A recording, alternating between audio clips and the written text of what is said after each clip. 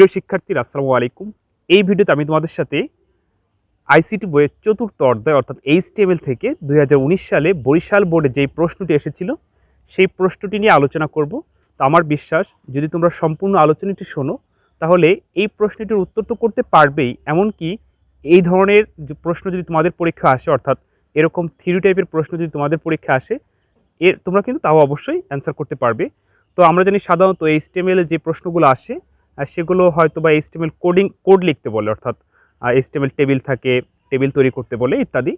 তো দেখা যাচ্ছে যে আবার এভাবেও কখনো কখনো পরীক্ষা চলে আসে যে 2019 সালে অনেকগুলো বোর্ডে এরকম থিওরি টাইপের প্রশ্ন এসেছিল।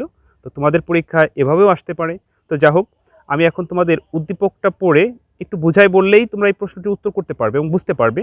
এভাবে না এসে যদি অন্যভাবেও প্রশ্ন সাজায় তাও কিন্তু তোমরা উত্তর করতে পারবে। সরি। তো আমি এখন তোমাদের এই উদ্দীপকটা পড়ে শোনাচ্ছি। দেখো উদ্দীপকটা কীভাবে সাজানো আছে। আমার বিশ্বাস যে তোমরা উদ্দীপকটা শুনলে অ্যান্সার করতে পারবে। ইলা ও আঞ্জুম দুই বান্ধবী মিলে এইচটিএমএল দিয়ে first, last, next, previous link বিশিষ্ট একটি ওয়েবসাইট তৈরি করে।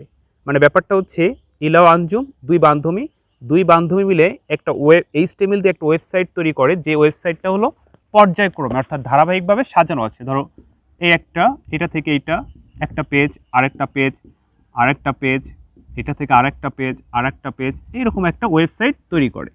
ধরো এটা হলো পেজ 1, পেজ 2, পেজ 3, পেজ 4 ইত্যাদি।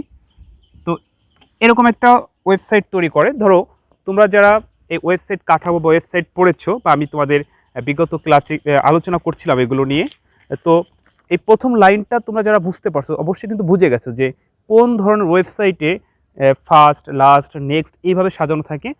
লিনিয়ার ওয়েবসাইট কাঠামো, অর্থাৎ তোমরা যে ইউটিউবে ভিডিওটি দেখতেছো এই ইউটিউব কিন্তু লিনিয়ার ওয়েবসাইট কাঠামো থেকে তৈরি।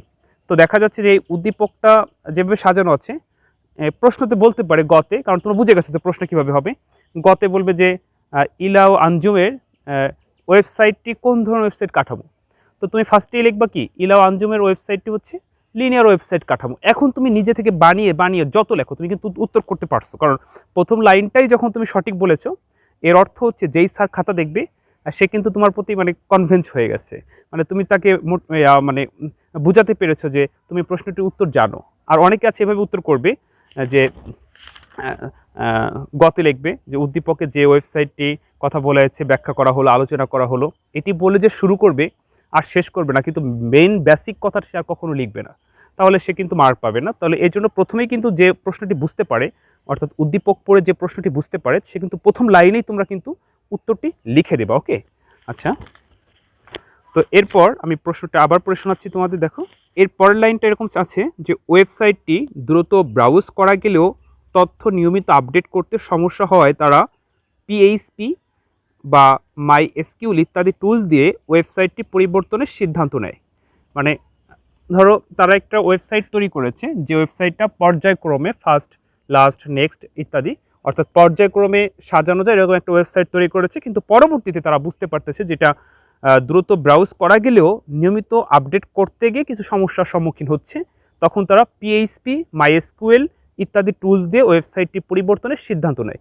এই যে দেখো পিএইচপি এবং মাইএসকিউএল এই টুলসগুলো সাধারণত ডায়নামিক ওয়েবসাইটে ব্যবহৃত হয়। তাহলে এখানে দুইটা লাইন, মাত্র দুইটা লাইনের উপর ডিপেন্ড করে একটা উদ্দীপক সাজানো হয়েছে।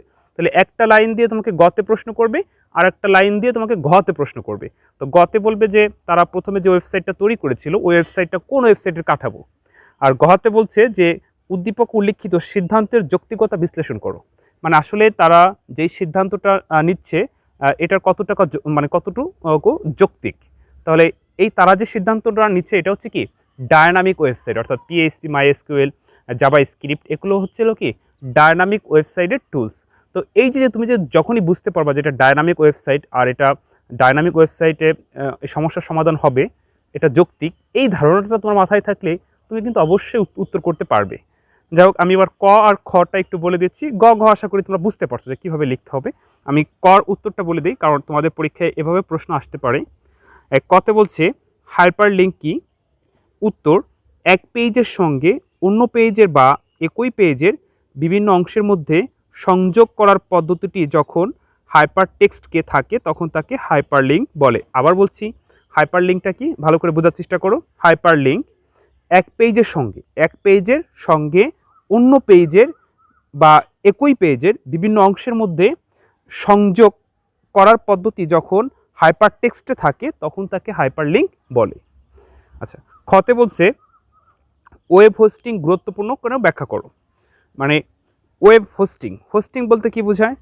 ইন্টারনেটের ওয়েবের ফাইলগুলো কোনো সার্ভারে রাখাকে ওয়েব হোস্টিং বলে। ওয়েব হোস্টিং হলো স্থান অর্থাৎ সার্ভার স্পেস যেখানে টেক্সট, গ্রাফিক্স, অডিও, ভিডিও সংবৃত ওয়েব পেজে রাখা হয়। ওয়েব হোস্টিং ছাড়া ওয়েবসাইট প্রদর্শিত হয় না, তাই ওয়েব হোস্টিং খুবই গুরুত্বপূর্ণ। আবার বলছি, ওয়েব হোস্টিং কি? ইন্টারনেটে ওয়েবের ফাইলগুলো কোনো সার্ভারে রাখাকে ওয়েব হোস্টিং বলে। ইন্টারনেটে ওয়েবের ফাইলগুলো কোনো সার্ভারে রাখাকে ওয়েব হোস্টিং বলে। ওয়েব হোস্টিং হলো স্থান যেখানে টেক্সট, এমন একটি স্থান যেখানে টেক্সট, গ্রাফিক্স, অডিও, ভিডিও সংবলিত ওয়েব পেজ রাখা হয়, তাকে ওয়েব হোস্টিং বলা হয়। ওয়েব হোস্টিং ছাড়া ওয়েবসাইট প্রদর্শিত হয় না, তাই ওয়েব হোস্টিং খুবই গুরুত্বপূর্ণ। তো এই যে তোমরা ক খ পেরে গেলা। এবার ওই যে যা বলছিলাম, গতে বলছে ওয়েব সাইটটির স্ট্রাকচার ব্যাখ্যা করো। মানে ইলাও আঞ্জুম যে ওয়েবসাইটটি তৈরি করেছে তার স্ট্রাকচার মানে কাঠামোটি ব্যাখ্যা করো। তাহলে তোমরা ফার্স্টে কি লিখবা? গ উত্তর লিখবা যে ইলাও, প্রথম লাইনটা কিন্তু ওই যে অনেক কাছে এরকম ব্যাখ্যা করবে যে ওয়েবসাইটটি স্ট্রাকচার ব্যাখ্যা করা হলো, এটা লিখবা না। গ উত্তর লিখবা ওয়েবসাইটটির স্ট্রাকচার হচ্ছে লিনিয়ার ওয়েবসাইট কাঠামো। লিনিয়ার ওয়েবসাইট কাঠামো বলতে বোঝায় যে ওয়েবসাইট ধারাবাহিকভাবে পর্যায়ক্রমে ফার্স্ট, লাস্ট, নেক্সট এভাবে সাজানো থাকে, তাকে লিনিয়ার ওয়েবসাইট কাঠামো বলে। উদ্দীপক অনুসারে ইলাও আঞ্জুম দুই বান্ধবী মিলে HTML দিয়ে যেই ওয়েবসাইট কাঠামোটি তৈরি করেছে সেটি হচ্ছে লিনিয়ার ওয়েবসাইট কাঠামো। এই যে তুমি বেসিক যে সুন্দর করে 2-3টা লাইন লিখতে পারলা, এরপর তুমি এখন বানিয়ে বানিয়ে সুন্দর করে যা লেখো তাই কিন্তু তুমি মার্ক পেয়ে গেছো। ওকে, তাহলে গ আশা করি বুঝতে পারছো। গতে সেটাই বলছে, উদ্দীপকে উল্লিখিত সিদ্ধান্তের যৌক্তিকতা বিশ্লেষণ করো। দেখো একটু মনোযোগ দিয়ে এই কথাটা শোনো। শুধু এটা আইসিটি না, যে কোনো বইতে যদি এই ধরনের প্রশ্ন আসে যে যৌক্তিকতা নিয়ে আলোচনা করো, তখন তুমি দুইটা পক্ষ, অতএব একটা খারাপ একটা ভালো, তুমি যে পক্ষ নাও তোমাকে কিন্তু স্যার মার্ক দিবে। তবে তুমি যে পক্ষ নিবা সেই পক্ষটাকে মানে পজিটিভ কথা বলবা, তুমি যে পক্ষটা নিবা না তাকে তুমি ডাউন করবা। ওকে, এই কৌশলটা যদি তোমার মাথার ভিতর থাকে তাহলে তুমি যে কোনো প্রশ্নের কিন্তু উত্তর করতে পারবে। অনেকে আছে দেখা যাচ্ছে যে যখন যৌক্তিকতা বিশ্লেষণ করে এই ধরনের প্রশ্ন এড়িয়ে যায়, মানে লিখতে চায় না, কিন্তু এই ধরনের প্রশ্ন বেশি সহজ। তুমি এখানে ভুল হোক আর সঠিক হোক, তুমি একটা পক্ষ নিয়ে দাঁড়ায় যাও, যেই পক্ষটা নিয়ে দাঁড়িয়ে যাওয়া সেটাকে ভালো বলবা, আর যেই পক্ষটাকে তুমি মানে পছন্দ করতেছো না সেটাকে কি ডাউন করার চেষ্টা করবো। ওকে, তাহলে এখানে বলছে উদ্দীপক উল্লিখিত সিদ্ধান্তের যৌক্তিকতা বিশ্লেষণ করো। তুমি লিখবা যে উদ্দীপক উল্লিখিত সিদ্ধান্তের যৌক্তিকতা অনেক, কারণ তারা দুই বান্ধবী মিলে যে ওয়েবসাইটটি তৈরি করেছে সেই ওয়েবসাইটটা দূরত্ব ব্রাউজ করা গেলেও প্রতিনিয়ত নিয়মিত আপডেট করতে সমস্যার সম্মুখীন হচ্ছে। এখন তারা যেই সিদ্ধান্ত নিছে PHP বা মাইস্কুল টুলস দিয়ে যেই পরিবর্তিত ওয়েবসাইটটি হবে ডাইনামিক ওয়েবসাইটে এই সমস্যা সমাধান হবে, অর্থাৎ তারা দ্রুত ব্রাউজও করতে পারবে এবং নিয়মিত আপডেট করতে পারবে, এখানে কোনো সমস্যা হবে না। অতএব তারা যে সিদ্ধান্ত গ্রহণ করেছে এটা যৌক্তিক। এই যে তুমি একটা পক্ষ নিয়ে দাঁড়াই গেছো, এখন তুমি ইচ্ছা মতো বানিয়ে বানিয়ে নিজে থেকে লিখতে থাকো, সমস্যা নাই, কারণ তুমি বেসিক কথা বলে দিছো। তো থিওরি টাইপের প্রশ্ন যদি তোমাদের পরীক্ষা আসে তোমরা জাস্ট এভাবেই লিখো। ওকে, আশা করি বুঝতে পারছো মানে প্রশ্নটি যে কিভাবে লিখতে হয়। এই ধরনের প্রশ্ন যদি পরীক্ষায় চলে আসে, আর সাধারণত HTML দিয়ে এই ধরনের প্রশ্ন কম আসে, যদিও আসে তাহলে এভাবেই লিখো। হ্যাঁ, আশা করি বুঝতে পারছো প্রিয় শিক্ষার্থীবৃন্দু। তো ভালো থেকো, অন্য কোনো দিন অন্য কোনো ভিডিওতে আবার দেখা হবে। আর যদি তোমাদের কোনো সমস্যা থাকে অবশ্যই আমাকে কমেন্ট করে জানিও, আমি যথাসাধ্য চেষ্টা করবো তোমাদেরকে সাহায্য করার জন্য। আসসালামু আলাইকুম।